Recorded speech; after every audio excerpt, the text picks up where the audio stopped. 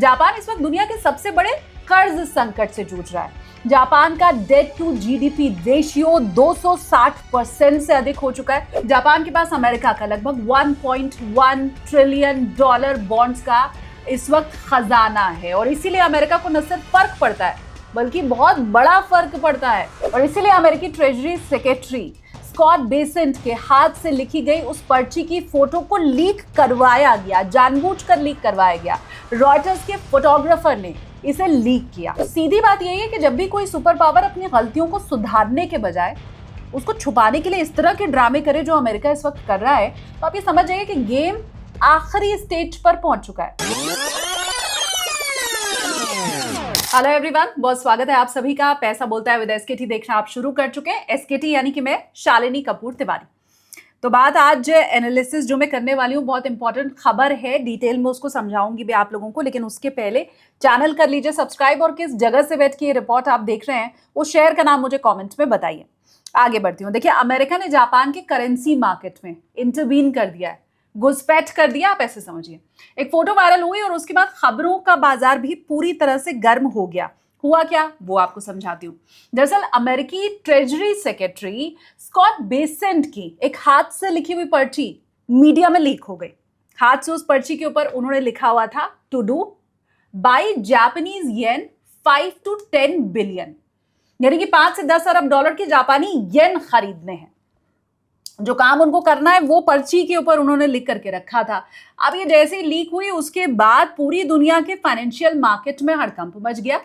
पिछले 30 साल में पहली बार अमेरिका ने अपने खजाने से यूरो बेचकर जापानी करेंसी येन खरीदी है। ये बड़ी खबर है। ऊपर से मीडिया इसे दो पुराने दोस्तों की मदद बता रहा है। तो ये जो फोटो वायरल हुई, लीक हुई, उसकी खबर भी आपको मैं बताऊंगी। और मीडिया इसको ये जो कह रहा है कि अमेरिका अपने पुराने दोस्त जापान की मदद कर रहा है, उसके पीछे की असली कहानी क्या है वो भी आपको बताऊंगी। अंदर की बात दरअसल ये है कि अमेरिका की जापान को ये मदद नहीं है बल्कि ग्लोबल फाइनेंशियल सिस्टम के टूटने के ठीक पहले का इमरजेंसी ब्रेक ही है। अब ये जो बाकी यूट्यूबर्स होते हैं उनकी तरह से ये एनालिसिस में आपको मैं डराने वाली नहीं हूं। बहुत इत्मीनान के साथ, डेटा के साथ आपको समझाऊंगी कि दुनिया की सबसे बड़ी पॉन्जी स्कीम ये थी जिसकी नींव इस वक्त हिल रही है। आगे आप बढ़े। चैनल पर अगर नए हैं सब्सक्राइब फटाफट से कर लीजिए, वरना आगे जब भी ऐसी कमाल की एनालिसिस में बनाऊंगी आप लोगों से वो मिस हो जाएगी। आप बेल आइकन भी फटाफट से प्रेस कर दीजिएगा। मेहनत के साथ जो मैं एनालिसिस करती हूँ वो मैं चाहती हूँ कि आपकी तरफ से रिवॉर्ड में सिर्फ फ्री जो आपके लिए सब्सक्रिप्शन है वो मुझे मिल जाए, तो सब्सक्राइब कर लीजिए आप चैनल। अब देखिए, ये जो पूरी बात है इसको बहुत सिंपल तरीके से आपको समझाती हूँ। जापान इस वक्त दुनिया के सबसे बड़े कर्ज संकट से जूझ रहा है। जापान का डेट टू जीडीपी रेशियो 260% से अधिक हो चुका है। इसका मतलब ये कि जापान अपनी पूरी अर्थव्यवस्था का जितना उत्पादन एक साल में करता है उससे 2.5 गुना से भी ज्यादा उसके ऊपर कर्ज इस वक्त है। अब आप सोचेंगे कि जापान भाई डूबे तो डूबे, अमेरिका को क्या इससे फर्क पड़ता है। ये आपको बता दो कि अमेरिका भले दुनिया की सबसे बड़ी महाशक्ति बनता फिरता हो, लेकिन असल में जापान दुनिया का सबसे बड़ा साहूकार है। हो सकता है आपको जान करके यह हैरानी हो, लेकिन सच यही है कि जापान दुनिया का सबसे बड़ा क्रेडिट वाला देश है और अमेरिका के सरकारी कर्ज यानी कि यूएस ट्रेजरीज का सबसे बड़ा विदेशी खरीदार भी जापानी है। जापान के पास अमेरिका का लगभग 1.1 ट्रिलियन डॉलर बॉन्ड्स का इस वक्त खजाना है और इसीलिए अमेरिका को न सिर्फ फर्क पड़ता है बल्कि बहुत बड़ा फर्क पड़ता है। उसी की तस्वीर भी दिखाई दे रही है। थोड़ा सा आपको मैं पीछे लेकर के चलती हूं। देखिए, बीते कुछ साल में जब आप देखेंगे तो जापान की मुद्रा येन बहुत तेजी के साथ गिरना शुरू हुई। अब ऐसे में जापान के पास अपनी इकोनॉमी को बचाने के लिए बहुत ज्यादा रास्ते नहीं बचे थे। दो ही रास्ता उसके पास था। पहला, या तो जापान अपनी ब्याज दरें बढ़ा दे, जो कि वो अपनी लचर अर्थव्यवस्था के कारण कर नहीं सकता है। दूसरा रास्ता कि या फिर वो अपने पास रखे हुए 100-200 अरब डॉलर के अमेरिकी बॉन्ड्स बाजार में बेचकर डॉलर जुटा ले। अब अमेरिका के लिए असली खतरा यही था और इसीलिए अमेरिका की रूह कांप गई। जरा सोचिए, अगर जापान अपनी अर्थव्यवस्था को बचाने के लिए 100-200 अरब डॉलर के अमेरिकी बॉन्ड्स को अचानक बाजार में डंप कर देता तो यूएस बॉन्ड मार्केट में हाहाकार किस तरह का मचता। बॉन्ड्स की सप्लाई अचानक इतनी ज्यादा बढ़ जाती कि अमेरिकी बॉन्ड्स यील्ड आसमान छूने लग जाते। अमेरिका के लिए अपना कर्ज संभालना लगभग नामुमकिन इसके बाद हो जाता। और बस इसी तबाही को रोकने के लिए अमेरिका को खुद मैदान में कूदना पड़ा। कोई दोस्ती के लिए की गई ये मदद नहीं है अमेरिका की, ये अमेरिका का सीधा सीधा सेल्फ प्रिजर्वेशन है।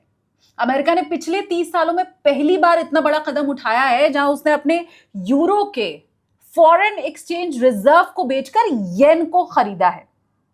कड़वा सच यही है कि ये सिर्फ डूबते हुए जहाज पर एक बैंडेड लगाने जैसा है। मैं तो कम से कम ये जो पूरा घटनाक्रम है उसको इसी तरह से देखती हूँ। यह कदम अमेरिकी बाजार को कुछ हफ्तों या महीनों की मोहलत तो दे सकता है, बट लंबे समय तक ये जो ड्रामेबाजी अमेरिका की है वो टिकने वाली नहीं है।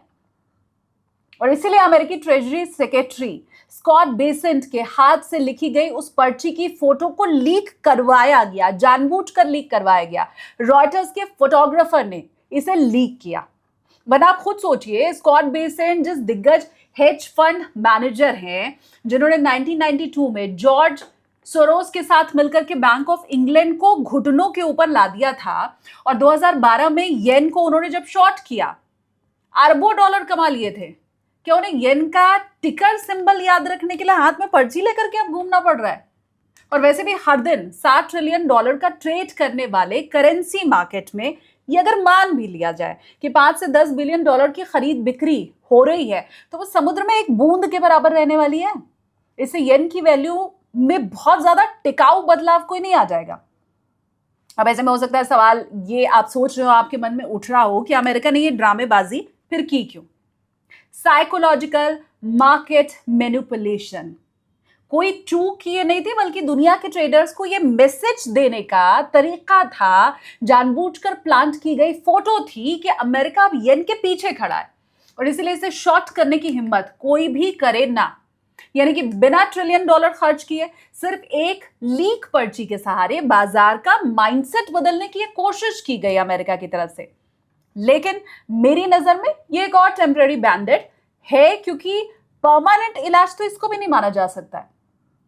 अब सवाल ये ऐसे में उठता है कि भाई अमेरिका की ये जो चालाकी है, काम क्या वो आई? जवाब इसका है बिल्कुल नहीं।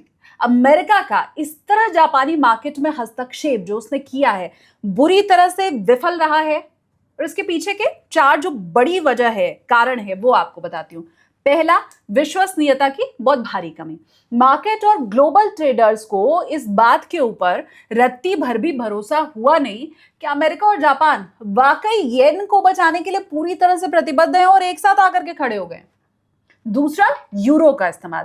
देखिए, अमेरिका ने येन खरीदने के लिए अपने डॉलर रिजर्व के बजाय यूरो को खर्च किए।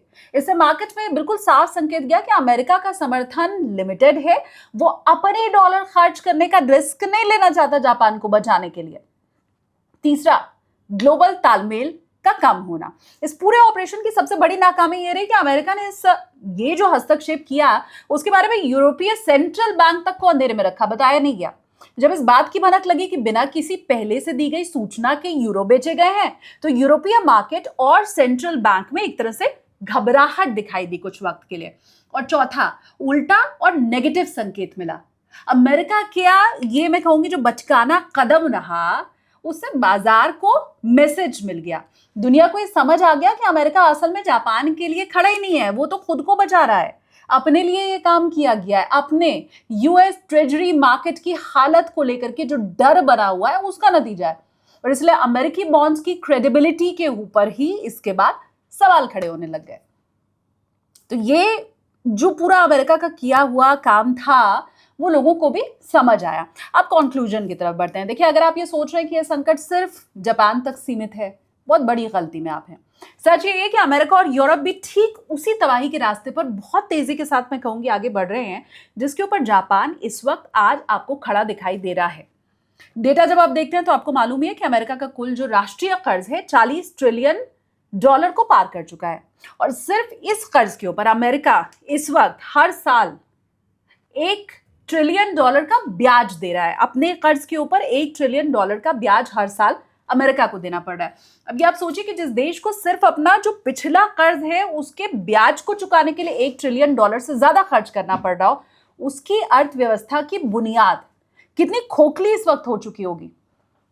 दशकों तक दुनिया की सरकारों, इकोनॉमीज ने मैं कहूंगी इस बेवकूफ़ी भरी उम्मीद के ऊपर आंख बंद करके कर्ज ले लिया कि ब्याज दरें तो कभी बढ़ेंगी नहीं। हमें मालूम है कि जापान ने लिया ही नहीं है ब्याज दशकों तक। सबने यही सोचा कि सस्ता पैसा हमेशा मिलता रहेगा, ब्याज तो देना नहीं पड़ेगा। लेकिन अब वो दौर जो था हमेशा के लिए खत्म होता हुआ फिलहाल अभी दिखाई दे रहा है। सालों से फैलाई गई ये जो वित्तीय लापरवाही थी, मैं कहूंगी उसका बहुत भयानक भयावह परिणाम आ रहा है और दुनिया उसको देख रही है। जापान की जो हालत है वो सबके सामने है। तो सीधी बात यही है कि जब भी कोई सुपर पावर अपनी गलतियों को सुधारने के बजाय उसको छुपाने के लिए इस तरह के ड्रामे करे जो अमेरिका इस वक्त कर रहा है, तो आप ये समझ जाइए कि गेम आखिरी स्टेज पर पहुंच चुका है। पिछले कई दशकों से पूरी दुनिया जो अंधाधुंध उदारी के भरोसे चल रही थी, वो सिस्टम अपने ही चरम पर पहुंचकर टूटता हुआ अब दिखाई दे रहा है। जापान की ये जो घटना है, मामूली करेंसी का फ्लक्चुएशन मैं नहीं मानती है। आप म्यूजिकल चेयर जैसे हम खेलते हैं ना, तो म्यूजिकल चेयर का म्यूजिक जब बंद हो जाता है, ठीक उसी तरह का ये है। आपकी क्या राय है इसके ऊपर, मुझे वो बताइएगा। और ये जो मेरा डीप डाइव एनालिसिस था, आपको अगर अच्छा लगा है, वीडियो को लाइक जरूर कीजिए, चैनल सब्सक्राइब जरूर कीजिए। मैं हमेशा कहती हूँ कि मेरे एनालिसिस को और पॉडकास्ट को लोग देखते जरूर हैं, लेकिन चैनल सब्सक्राइब करके नहीं जाते। तो चैनल आपको सब्सक्राइब करना है व्हाट्सएप पर, और अगर आप मुझसे जुड़ना चाहते हैं टेलीग्राम पर, तो लिंक मैं डिस्क्रिप्शन में शेयर कर देती हूँ, वहां पर भी आप मुझसे जुड़ सकते हैं। अभी आप मुझे ये जरूर बताइए कि ये एनालिसिस पर आपके विचार क्या है।